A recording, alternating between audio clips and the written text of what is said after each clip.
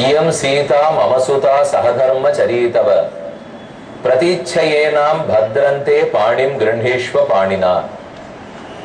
பாலகாண்டத்தின் இறுதியில் சீதா கல்யாணத்தின் போது ஜனகன் இந்த ஸ்லோகத்தை கூறித்தான் சீதையை திருக்கல்யாணம் பண்ணி கொடுத்தான். சீதாராமர்கள் திருக்கல்யாணம் நடந்துதான் தங்கள் நாட்டுக்கு திரும்ப வந்தார்கள். கல்யாண திருக்கோலத்தில் ராமனை சேவிப்பதே நமக்கு பாக்கியம். பகவான் கல்யாண ராமனாகவே எழுந்துருளி உள்ளார். தாராபுரத்தில் உள்ள கல்யாண ராமசுவாமி திருக்கோயில், அங்கே மூலவரே செம்பொன் ஐம்பொன் விக்கிரகமாகத்தான் எழுந்துருளி உள்ளார். இது ஒரு சில திருத்தலங்களில் மட்டும்தான் இப்படி உண்டு. மூலவர் கல் விக்கிரகமாகவும் உற்சவர் செப்பு அல்லது ஐம்பொன் சிலையாகவும் இருப்பார்கள். ஆனால் இங்கு மூலவரே பெரிய திருமேனியோட ஐம்பொன் சிலையாகவே எழுந்துருளி உள்ளார். அவரை சேவித்துக் கொள்வோம். நின்ன திருக்கோலத்தில் நடுவாக இராமன். என்ன காம்பீரியம்! அவனுடைய திருவடி ஓர் திருவடி முன்னும் ஓர் திருவடி பின்னுமாக உள்ளது. பீഠத்தோட ஏந்த திருவடிகள், திண்ணென்றிருக்கும் கணுக்கால், அதற்கு மேலே ராமனுடைய சிறுத்த இடை, கைகளில் பிடித்த நீண்ட சாரங்கத்தோட கோதண்டபாணியாய் வலது திருக்கையில் பாதி அளவிருக்கும் அம்பை அர்த்தச்சந்திர வடிவத்திலே பற்றி கொண்டு எழுந்துள்ளி இருக்கிறார். மேலே திருமுகத்தை சேவிக்கிறோம். திருமார்பில் வக்ஷஸ்தல லக்ஷ்மி, வேலைப்பாடுகளோடு கூடிய திருவாபரணங்கள் சாத்தி கொண்டிருக்கும் திருமார்பு, புன்சிரிப்பு தவழும் முகம், நீண்ட அழகிய திருமண்காப்பு, நெத்திப்பட்டை, அதற்கு மேல் வேலைப்பாடுகள் கொண்ட கிரீட்டம், அந்த கிரீட்டத்துக்கு பின்னால் சூரிய சக்கரம். பகவானே சூரிய குலத்தில் உதித்தவர் ஆகையால் சூரிய சக்கரத்தோடையே எழுந்தருளி உள்ளார். திண்ணன் இருக்கும் திருத்தோள்கள், நீண்ட திருக்கைகள், ஆஜானுபாகும் அரவிந்த தலாயதாட்சம் ராமம் நிசாசர விநாசகரம் நமாமி என்று ராமனின் திருக்கோலம். அருகில் இடதுபுறத்தில் சீதாதேவி எழுந்தருளி உள்ளார். கல்யாண ராமன் அல்லவா? கல்யாண திருக்கோலத்தில் தான் மணப்பெண்ணுக்கு எத்தனை இன்பம் இருக்கும்! அப்பேற்பட்ட புருஷோத்தமனான ராமன், அவன் திருக்கைகளையே பத்தினோம் என்கிற பெருமிதத்தோடே சீதாதேவி எழுந்தருளி உள்ளார். இவர்கள் இருவருக்கும் பாதுகாவலாக நிமிர்ந்த நன்னடையோடே, நேர்கொண்ட பார்வையோடே, துடிக்கும் உதடுகளோடே, கையில் பிடித்த வில்லோடு லக்ஷ்மணன் வலதுபுறத்தில் எழுந்தருளி உள்ளார். இவர்கள் மூவருமே பிரதிஷ்டை பூமியோடு சேர்த்து எழுந்தருளி உள்ளார்கள்.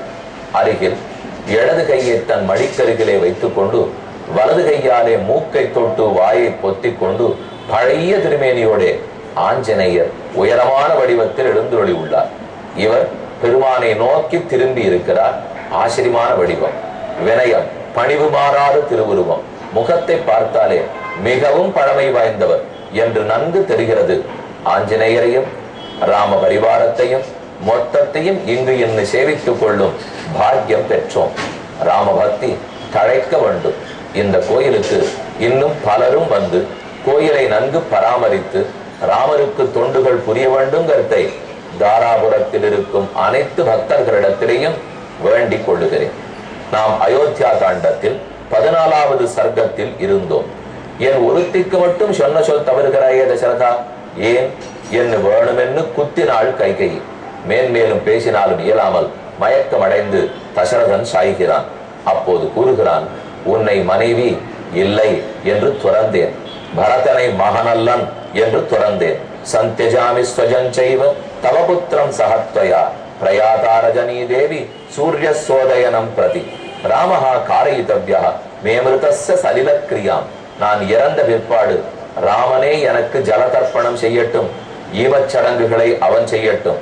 சபுத்திரயா நைவ கர்த்தவ்யா சலிலக்கிரியா, உன் மகனோட சேர்ந்து நீ ஏதும் எனக்கு பண்ண தேவையில்லை, உங்களை துறந்து விட்டோம் என்று கூறி மயங்கி சரிய உவாச பருஷம் வாக்கியம் வாக்கியஜா ரோஷமூர்ச்சிதா கிமிதம் பாஷசே ராஜன் வாக்கியம் கரதுஜோபமம் அரசனே, இத்தனை கேட்டுக்கொண்டிருக்கிறேன், சத்தத்திலிருந்து மாறுகிறாய், நான் கேட்டதை கொடுக்க மறுக்கிறாய், என் உடலை பிளக்கிறா போலே வார்த்தைகளை பேசுகிறாய், இது உனக்கு நன்றாக இல்லை. இப்போதே சுமந்திரனை அனுப்பு, ராமனை அழைத்து வரச் செய், அவனுக்கு ஆணை பிறப்பிப்பாய் என்று அடுத்த கட்டத்துக்கு தயாராகிவிட்டாள் கைகேயி. இவனிடத்தில் கொடுன்னு சொன்னால் கொடுக்கவில்லை. ஆனால் மனம் தளர்ந்து கொண்டே போகிறான். இனி மயங்கி சரிந்தால் காலை விடிந்துவிடும், நம் வேலை நடக்காது. புரிந்த கைகேயி சாமர்த்தியத்தோட அனுப்பு, ராமனை பார்க்க வேணுமா இல்லையா? நீ இருக்கும் நிலையில் ராமனை பார்க்க வேண்டாமா? கூப்பிட சொல் என்ன. உடனே தயரதனுக்கு சற்றே மனம் கலங்கி, இந்த போகும் நிலையாவது ராமனை பார்க்க வேண்டாமா? சரி, ராமனை பார்க்க என் மனம் ஆசைப்படுகிறது, அழைத்து வர சொல் என்கிறார். சுமந்திரன் அழைத்து வந்தான். தயரதன் பேசக்கூட இல்லை. கைகேயே ஆணையை சொல்லி முடித்து விட்டார். ஆக அத்தனை வேகத்தில் முடிக்கப்பட்டு விட்டது. ஒரு செயலை தன் விருப்பப்படி நடத்தணும்னால் அதுக்கு கூட்டம் கூடி பேசுறாப்புல பேசி, ரெசல்யூஷன் பாஸ் பண்றாப்புல பாஸ் பண்ணி, கையெழுத்து போடுறாப்புல போட்டு, மீட்டிங்ல உட்கார்ந்து இருக்கிறவா தூங்கிட்டு இருக்கிற சேவையை கையெழுத்த போட்டு முடிச்சு, இது இத்தனை உலகத்துல நடக்கிறது பாருங்க. அதான் கிட்டத்தட்ட இது. இப்போ அப்படி ஒண்ணு நேரே தயரதன் கொடுத்து விடலை. கொடுத்தார், இல்லை என்றால் மறுத்து இருக்கலாம், அதை பத்தி சந்தேகம் இல்லை. ஆனால் அந்த சமயத்தில் அவன் மனத்தளர்ச்சியை பயன்படுத்தி கொண்டு சட்டென்று தன் காரியத்தை முடிச்சுக்கணும் இல்லையோ, அதுதான் செய்கிறாள். ஸ்தாபிய ராஜ்யே மம சுதம் கிருத்வா ராமம் வனேச்சரம் நிஸ்ஸபத்னாம் ச மாம் கிருத்வா கிருதகிருத்யோ பவிஷ்யசி. பரதனுக்கு பட்டாபிஷேகம் பண்ணிடு, நான் ராஜமாதாங்கிற பெயரை பெற்றுக்கொடு, கௌசல்யக்கு அந்த பெயரை தடுத்துடு, அவர்கள் எனக்கு வேலைக்காரிகள் ஆக்கிடு, எனக்கு சக்கரத்தியால் எந்த ஆபத்தும் இல்லை என்று சொல். ராமனை காட்டுக்கு அனுப்பு, உனக்கு தர்மசீலன், சத்திய வாக்கியம் தவறாதவன் என்கிற பட்டத்தை சூடிக்கொள். சத்தியம் தவறாதபடியால் சொர்க்கத்துக்கு போய் சேர். பரதன் நல்ல அரசன், மக்கள் அனைத்தையும் மறந்து போவார்கள். மக்களை பத்தி உனக்கு தெரியாத சரதா, இன்று ஒண்ணு சொன்னால் நாளை வேறொன்னு மாறிவிட்டா இது அப்படியே மறந்து விடுவார்கள். ராமனை கொண்டாடினவர்கள் 10 வருஷம் பரதன் நாட்டை ஆண்டாள், பரதன் தான் வேணும் ராமன் வேண்டாம் என்பார்கள். அவர்களை நம்பி எந்த முடிவும் வேண்டாம் என்று பலவாறு பேசினாள். தசரதனும் மனம் கலங்கி, சரி ராமனை பார்க்கிறேன், தர்மபந்தேன பத்தோஸ்மி நஷ்டாச்ச மம சேதனா, என் புத்தி கலங்கி போயித்து, கொடுத்த தர்மத்தால் வாக்கியத்துக்கு கட்டுப்பட்டு இருக்கிறேன். ஜேஷ்டம் புத்திரம் பிரியம் ராமம் திரட்டுமிச்சாமி தார்மிகம், என்னுடைய மூத்த மகனான தார்மிகனான ராமனை காண விழைகிறேன் என்று சொல்லும் போதே நட்சத்திரம் மாறிவிட்டது. இரவு பொழுது முடிந்தது, பகல் புலருகிறது. தத பிரபாதாம் ரஜனியும் உதிதேச்ச திவாகரே புண்ணிய நட்சத்திர யோகேச்ச முகூர்த்தேச்ச சமாகதே. பட்டாபிஷேகத்துக்குண்டான முகூர்த்தம் நெருங்குகிறது. புனர்வசு முடிந்தது, புஷ்ய நட்சத்திரம் பிறந்தது, ராமனுடைய லக்னமாக கர்க்கட லக்னமும் வந்து சேர்ந்தது. இனி பட்டாபிஷேகம் தான். வெளியில் பார்த்தால் ஊரே கோலாகலம். வசிஷ்டோ குணசம்பன்னஹ சிஷ்யைஹி பரிவிருத்தஸ்ததா. வசிஷ்டர் அனைத்து கேள்விகளிலும் வல்லவர், வேதத்திலே கரை கண்டவர். அவர் தன் சிஷ்யர்கள் புடைசூட சபா மண்டபத்தை அடைகிறார். எங்கு பட்டமளிப்போ அந்த மண்டபத்துக்கு போகிறார். அப்போது சிக்த சம்மார்ஜித பதாம் பதாகோத்தம பூஷிதாம், அனைத்து தெருக்களும் பெருக்கி மெழுகி கோலமிடப்பட்டிருந்தன. ஆங்காங்கு தோரணங்களும் மாவிடங்களும் கட்டப்பட்டன. சம்ஹிருஷ்ட மனுஜோபேதம் மவத விஷபாணபம் மகோத்சவ சமாயுக்தாம் ராகவார்த்தே சமுத்சுகாம் சந்தன அகரு தூபைச்ச சர்வதா பரிதூபிதாம். சந்தன புகை, அகிர் புகை, சாம்பராணி புகை, அனைத்து புகை, ஹோம புகை இதெல்லாம் ஆகாசத்தில் எழுந்தது. தாம் புரியும் சமதிக்கிரமிய புரந்தர புரோபமாம். அதோ இந்திரனுடைய பட்டணத்தை போலே. எப்பேற்பட்ட பட்டணம்? மகேந்திரபுரி பட்டணம், அமராவதி பட்டணம், அழகாபுரி பட்டணம் என்றெல்லாம் சொல்றோம் இல்லையோ, அந்த பட்டணத்தை போல் அயோத்தியா விளங்கிற்று. எட்டிமத்பிகி சதம்பூர்ணம் சதஸ்வைகி பரமார்ச்சிதைகி. குதிரை, ஒட்டகம், ஆங்கு நிற்க வேண்டிய நீண்ட தேர்கள், ஆனை, பட்டத்துக்குரிய யானை அதது அந்தந்த இடத்தே போய் நின்றது. ததந்த புறமாசாத்திய வெதிச்சக்கிராமதம் ஜனம் வசிஷ்ட பரமப்பிரீதா பரம ரிஷிபிராவிருதா. வசிஷ்டர் ஜனத்திரளிலே நீந்தி கொண்டு தான் போக வேண்டிய மண்டபத்தை குறித்து போகிறார். அப்போது தன் இடத்திலிருந்து சுமந்திரன் வெளியேறுவதை கண்டார். வசிஷ்டர் கூறினார், நேரமாகிவிட்டது, சுமந்திரா நேரே தசரதனுடைய மாளிகைக்கு போ, அவரை அழைத்து கொண்டு வா, ஆஜாக்கள் காத்திருப்பார்கள், முகூர்த்த நேரம் தவறக்கூடாது என்று வசிஷ்டர் கூறினார். இமே கங்கோதகவிடாக சாகரே பெச்ச காஞ்சனாக ஔதும்பரம் பத்ரபீடம் அபிஷேகார்த்தம் ஆகிருதம். இதோ தங்க குடங்களில் கொண்டு வரப்பட்ட கங்கா, யமுனா, தாமிரபரணி, காவிரி, துங்கபத்ரா முதலான புண்ணிய நதிகளின் தீர்த்தங்கள் தயாராகிவிட்டன. காஞ்சனாக, ஔதும்பரம், அத்திமரத்தால் செய்யப்பட்ட சிங்காதனம் ராமனுக்கு தயாராகிவிட்டது. சர்வபீஜானி கந்தாச்ச, அனைத்து வாசனை திரவியங்கள், விதைகள், ரத்தனங்கள், க்ஷௌத்ரன், ததி, பால், தயிர், பொரி, தர்ப்பம் இது முதலான எல்லாம் வந்துவிட்டன. 8 உயர்ந்த கன்னிகைகள் காத்திருக்கிறார்கள். மத்தஷ, பட்டத்துக்குரிய சத்ருஞ்சய என்கிற யானை காத்திருக்கிறது. சதுரஸ்வா, 4 குதிரைகள் பூட்டிய தேர் தயாராக இருக்கிறது. இப்படி உயர்ந்த ராமன் பற்றுவதற்கு வில்லு தயாராகிவிட்டது. ஸ்வேதேச்ச வாலவ்யஜனே, வெண்கொற்ற குடையும் 2 வெண் சாமரங்களும் தயாராக உள்ளன. சீக்கிரம் போ, त्वरयस्व महाराजं यथा समुदिते हनि पुष्य नक्षत्र योगेच रामो राज्यम अवाप्नुयात्. पुष्य நட்சத்திரத்தில் ராமன் அரசை அடைய வேண்டும். தசரதனை சீக்கிரம் கூட்டி வா. சுமந்திரன் தசரதன் அந்தப்புரத்துக்கு வந்தார். வேகமாக நுழைந்தார். அவரை தடுப்பதற்கு ஆள் கிடையாது. நேரே நுழைந்தார். அத்தனை சலுகை உள்ளவர். தந்து பூர்வோதிதம் விருத்தம் துவாரஸ்தா ராஜசம்மதாக ச சமீபஸ்தா ராஜ்யஸ்தாம் அவஸ்தாம் அவிஜிக்ஞான். உள்ள என்ன நடந்ததுன்னு அவருக்கு தெரியாது. அவருக்கு உள்ள துக்க நிகழ்ச்சிங்கிறதே புரியாது. ஆனால் வெளியில் இருந்தவராய் அதோ மன்னவன். அவருக்கு முதலில் திருப்பள்ளி எழுச்சி பாடுவோம், தோத்திரம் செய்வோம் என்று ஸ்தோத்திரம் என்றார். சுமந்திரா பிராஞ்சலி பூத்வா துஷ்டாவ ஜெகதீபதி, ஜகத்துக்கே பதி போன்ற தசரதனை தன்னுடைய வார்த்தைகளால் தோத்திரம் செய்தார். யதானந்ததி தேஜஸ்வி சாகரோ பாஸ்கரோதயே, சூரியன் உதித்தால் எப்படி கடல் ஆர்ப்பரிக்குமோ, ஆகாயத்தில் சந்திரனால் நட்சத்திர கணங்கள் சந்தோஷம் அடையுமோ, தசரதா உன்னால் தான் சபா மண்டபம் நிறைய வேண்டும்.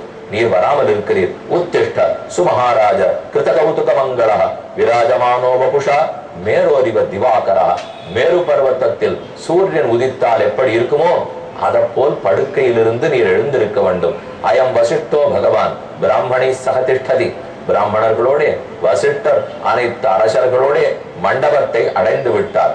ஏவம் ஹி பவிதாராஷ்டிரம் எத்தனை ராஜான திருஷ்யத்தே, எல்லாரும் உன் வருகையைத்தான் எதிர்பார்த்திருக்கிறார்கள். எழுந்திரு, புறப்படு தசரதா. ததஸ்து ராஜா தம் சூதம் சன்னஹர்ஷா சுதம் பிரதி. இப்படியாக பேசிய சுமந்திரனை குறித்து தயரதன் தீனமான குரலில் கூறுகிறான். வாக்கைஸ்து கலம கரு மர்மாணி மம பூயோன்னு கிருந்தசி. நீ பேசும் பேச்சு வெந்த புண்ணில் வேலை பாய்ச்சுகிறா போலே இருக்கிறது. என் மர்மஸ்தானத்தை உடைத்து விடும் போல இருக்கிறது. இப்படி பேசாதே. சுமந்திர கருணம் ஸ்ருத்வா திருஷ்டுவா தீனஞ்ச பார்த்திவம் பிரகிருஹீத அஞ்சலி கிஞ்சித் தஸ்மாத் தேசாதபாக்கிரமத். ஏன் திடீரென்று நம் மன்னவன் வருத்தத்தோடு பேசுகிறார்? இதை புரிந்து என்ன நடந்ததுன்னு தெரியாது சுமந்திரன் கைகளை கூப்பிக் கொண்டு சற்றே ஒதுங்கி நின்றார். அருகில் கைகை நிற்கிறாள். என்ன நடந்தது என்று சுமந்திரனுக்கு புரியவில்லை. கைகை ஆணையிடுகிறாள். சுமந்திர ராஜா ரஜனீம் ராமஹர்ஷ சமுத்சுகா பிரஜாதர பரிஸ்ராந்தா நித்ராவசம் உபாகதா. இரவு முழுக்க உன் மன்னன் ராமனை பற்றியே பேசியபடியால் தூக்கமின்றி போயிட்டு, தூக்கம் இல்லாதபடியால் சோர்வாக இருக்கிறார். கவலைப்படாதே, ராமனை பார்த்தால் சோர்வு தீர்ந்துவிடும். சுமந்திரா, உன் அரசின் ஆணையின்படி போ, ராமனை அழைத்துக் கொண்டு வா. தத்கச்சத்வரிதம் சூத ராஜபுத்திரம் யசஸ்வினம் ராமமானய பத்ரந்தே. ராமனை அழைத்து வா, உனக்கு மங்களம் உண்டாகட்டும். நாத்திர காரியா விசாரணா, இது விசாரிக்க வேண்டியதில்லை, நான் கூறுகிறேன், மன்னன் கூறினான் போ. சொன்னத்த உடனே சுமந்திர நகரல ஆஸ்ருத்வா ராஜவஜனம் கதம் கச்சாமி பாமினி. சுமந்திரன் கேட்கிறார், ராஜா அவனுடைய ஆணை காதல படாம நான் எப்படி போவேன்? உன் ஆணை காதல் கேட்டு போகலாமா? இந்த விஷயத்துல நல்லா நம்ம உற்று நோக்கணும். ஒரு பெரிய மனுஷர் பதவியில இருக்கிறவர் சொன்னார்னா அவர் சொன்னாருன்னு இன்னும் 4 பேர் தங்களுக்கு வேண்டியதை சொல்லிடுவார்.